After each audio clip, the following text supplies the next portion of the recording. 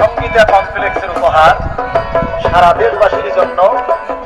আরে আরে আইসো অমন হবে যদি পার হিসাব করে পারের মাসল রাখিও জোগাড়। লা ইলাহা ইল্লাল্লাহু বলবা পারো সার। অমন হবে যদি পার হিসাব করে পারের মাসল রাখিও জোগাড়।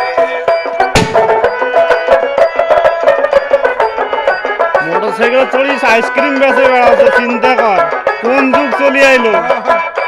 এখন বন্ধ করেন করে একটা সাক্ষাৎকার দেন। হ্যাঁ বলেন তো কিছু, আপনার ব্যবসা কেমন চলছে? ব্যবসা চলছে ভালো। আচ্ছা ভালো চলছে। জি। আচ্ছা প্রতিদিন এই আইসক্রিম বিক্রি করে আপনার কয় টাকা ইনকাম থাকে? খরচ বরচ দিয়ে ধরেন 500। 500।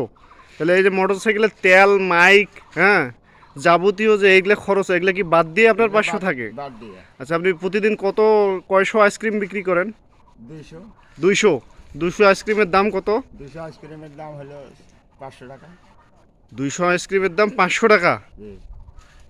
তাহলে কেমনে হয়? বিক্রি হয় 1000। ও বিক্রি হয় 1000 টাকা, আপনার এইদিকে খরচ যায় 500 টাকা, জি আর আপনার 500 টাকা দিন থেকে, তাহলে তো আলহামদুলিল্লাহ ভালোই দিন চলে। জি। হ্যাঁ তাহলে এই যে মোটরসাইকেলটা এটা কত টাকা দিয়ে কিনছেন? এটা 1,45,000। 1,45,000। জি। তাহলে এই যে টাকাটা ইনভেস্ট করলেন, তাহলে এই টাকাটা কোথা থেকে উঠতেছে? এটা ওই যে দিন 200 টাকা করে রাখতে ওই হয়। মোটরসাইকেলের দিন 200 টাকা করে রাখতে হয়, জি।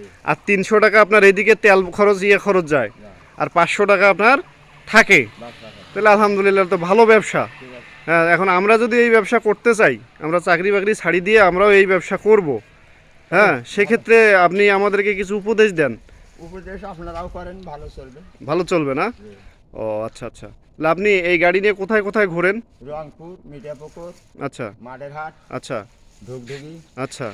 আবার পার্বতীপুর, পার্বতীপুর, দিনাজপুর, ঠাকুরগাঁ, পঞ্চগড় ওইদিকে যান না? না ওই দিকে যাই। গাড়ির কি আপনার লাইসেন্স আছে? লাইসেন্স নেই। তাহলে আপনাকে যদি পুলিশ ধরে তখন কি করবেন? ও, এখনো গাড়ি তো নিলাম অল্প কয়েকদিন হলো। আপনার কি ড্রাইভিং লাইসেন্স আছে? না, তাহলে আপনি তো গাড়ি যে যদি কোথাও অ্যাক্সিডেন্ট করেন বা পুলিশ যদি আপনাকে ধরেন এই মিঠাপুকুর রোডে ঢুকলেন আপনি, আপনাকে পুলিশ ধরলো, তখন আপনি কি করবেন? এখন লাইসেন্স দিবে না তো, আরো দেরি আছে। আরো দেরি আছে? গাড়ি নেওয়ার 2 মাস হলো।